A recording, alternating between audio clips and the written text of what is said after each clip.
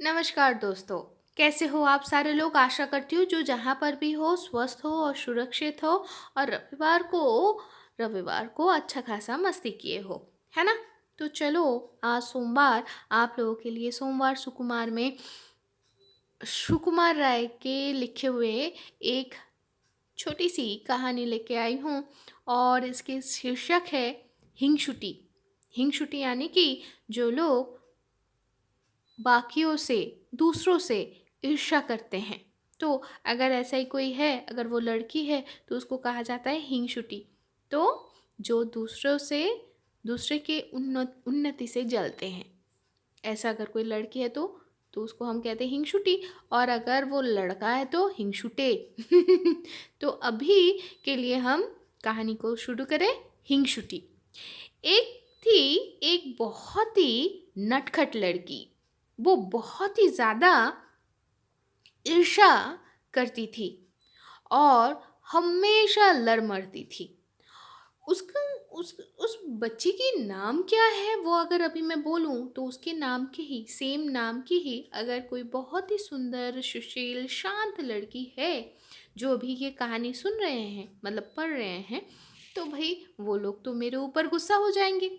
तो इसीलिए हम नाम नहीं बताते।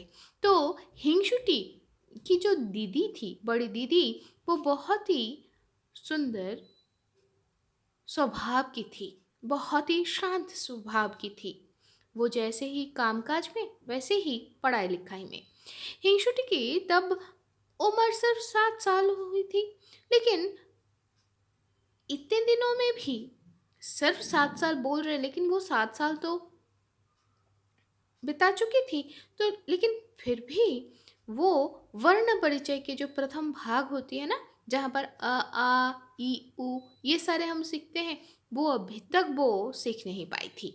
लेकिन उसकी दीदी उससे सिर्फ 1 साल की बड़ी थी, लेकिन वो अब तक तो वो सारे खत्म भी कर चुकी थी। और बोधोदय बोल के बांग्ला में एक एक वर्ण परिचय के पहला भाग से भी ऊपर हायर लेवल की एक किताब होती है बच्चों के लिए, वो उसने कंप्लीट कर ली थी। और बच्चों के जो रामायण है वो पढ़ ली थी।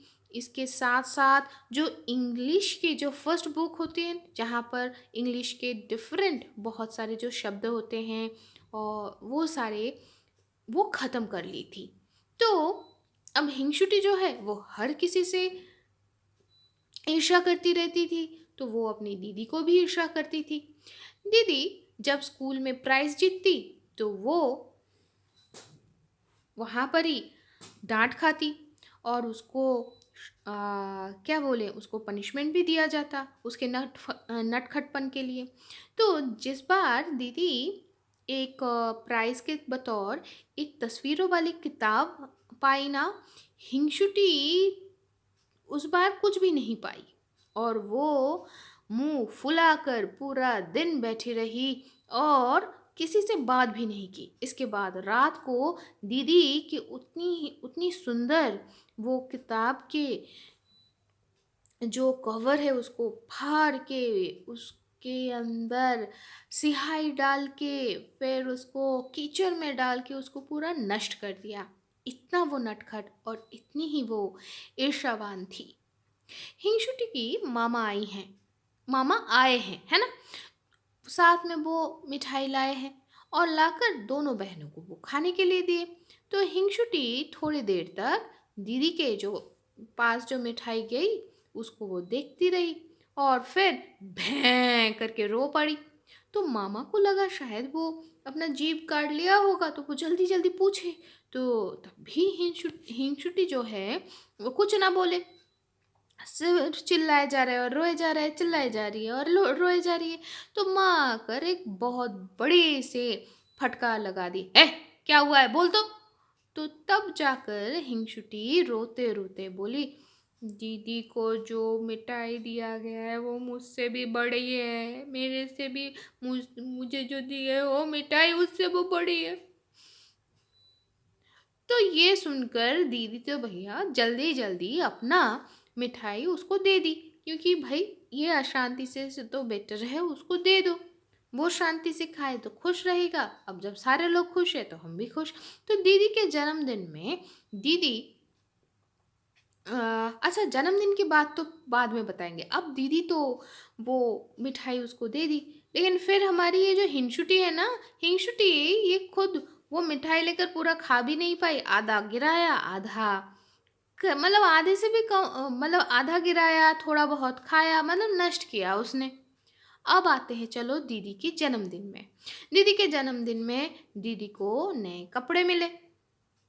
तो इसको देखकर हिंचुटी हर साल चिल्ला चोट करके पूरा मकान सर पे उठा लेती। एक दिन हिंचुटी उसकी माँ माँ की एक अलमीरा थी, उसको खोल कर देखती है कि वहाँ पर लाल कपड़े पहने, लाल जूता पैर में देकर सुंदर सा एक गोरी सी छोटी सी मतलब गोरी सी डॉल है ना, तो पुतला है, रखा हुआ है।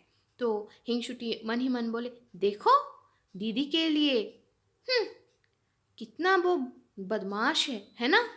मामा से ज़रूर ये पुतला वो लिया है और मुझे ना दिखाकर छुपा के रखा है।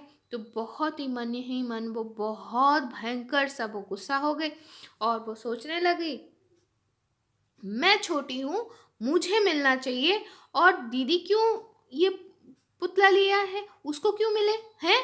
ये सोचकर वो उस पुतले को ले लिए अलमारी से। फिर क्या हुआ, अब वो पुतला ना बहुत सुंदर था। उसकी जो आंखें हैं ना, वो खुलते और बंद भी होते थे, और उसके हाथ पैर एकदम सुंदर से दिखने में थे, और उसका जो कपड़ा था वो बहुत सुंदर सा था। जितना वो इतना सोचने लगी हिंगशुटी, और ये सोचने लगी ये दीदी को मिलेगी, ये दीदी को मिलेगी, हिंगशुटी रोने लग गई। फिर वो गुस्से में आकर उस पुतले को पूरा जोर से मिट्टी के ऊपर फेंक दिया। उसमें भी उसका गुस्सा ना हटे भैया। अब वो क्या किया, एक डंडा लेकर उसको पीटने लग गई। पीटते पीटते पीटते पीटते उस पुतले के नाक मुंह सा हाथ पैर सारे टूटने लग गए, उसके कपड़े सारे फट गए। फिर जाके हमारी हिंगशुटी की जो गुस्सा है थोड़ा बहुत शांत हुआ, और शांत हुई, और फिर वो उस टूटे हुए फूटे हुए पुतले को उस जिस बक्से में पहले था ना अलमीरा के अंदर, उस बक्से में डालकर फिर वो अलमीरा के अंदर रख के चली आई। अब शाम को मामा आकर बुलाने लग गए और बोले, देख देख, अच्छा सुन, तेरे लिए मैं कुछ चीज़ लाया लाया हूँ, तूने देखा है क्या। ये सुनकर हिंगशुटी अपने मामा को कहने लगी, क्या लाए हो, दो ना। तो मामा बोले, माँ से पूछ, माँ के पास जा, देख मैं कितना सुंदर एक पुतला लाई हूँ तेरे लिए, लाया हूँ, एक सुंदर पुतला लाया हूँ तेरे लिए। तो हिंगशुटी तो बहुत उत्साह से फुदकते हुए माँ को जाकर बोली, कहाँ रखी हो माँ, कहाँ रखी हो। माँ बोली, अलमीरा के अंदर है बेटा। ये सुनकर अचानक से हिंगशुटी के सीने में दिल जो है ना धक धक धक धक करने लग गई भैया। तो वो लगभग लगभग रोने की कगार में आ गई, और फिर वो कहने लगी, वो पुतला, अच्छा वो पुतला क्या वो लाल रंग का कपड़ा पहना हुआ है क्या, और लाल रंग के जूता पहना हुआ है क्या वो पुतला, और उसके क्या घुंघराले काले बाल है क्या। तो माँ बोली, हाँ तूने देखा है क्या बेटा। तो हिंगशुटी अपने मुंह से क्या बोले, वो थोड़ी देर कैसे अवाक मानी, ऐसे हाँ हक्का बक्का होकर देखने लगी। फिर एकदम आसमान फाड़ के भैं करके वो फिर से रोने लगी, और रोते रोते वो वहां से भाग गई। अच्छा, इसके बाद भी अगर हिंगशुटी अपनी ये जो नटखटपन और अपना ये जो हिंसा या दूसरों को ईर्ष्या करना अगर नहीं घटाएगी, तो और कैसे उसका यह दूसरे से उन्नति से या दूसरे के से जलना और कैसे घट सकता है। तो बच्चों, कहानी तो यहाँ तक ही है। तो तुम लोग भी किसी को ऐसे हिंसा करते हो तो नहीं, ईर्ष्या करते हो क्या। उसका पुतला अच्छा है, उसका मार्क्स अच्छा आया, उसको अच्छा मिला, उसका खाना अच्छा है, वो दिखने में सुंदर है। नहीं बच्चों, देखो, हमारे पास जो मिलता है वो हमारे अ, हम कैसे बोले, हमारे जो योग्यता है उसके हिसाब से मिलता है। और सिर्फ योग्यता नहीं, हम जिस परिस्थिति में हैं उसके हिसाब से भी मिलता है। ठीक है। आपको लग रहा है आप और आपकी जो दोस्त है आप लोग एक जगह रह रहे हो, तो दोनों का परिस्थिति एक है। नहीं बच्चा, देखो, जब मैं और वो, एक बात बताओ तो, हम अगर बहुत अच्छे से देखो तो अगर एक उँगली में कट गया है तो दूसरी उँगली में दर्द होता है क्या? नहीं, हम लोग सावधानी ले सकते। इसका मतलब हर एक इंडिविजुअल, हर एक व्यक्ति का परिस्थिति भी अलग होता है ना? तो इसीलिए उससे ज़्यादा, उससे कम ये कभी नहीं सोचना, है ना?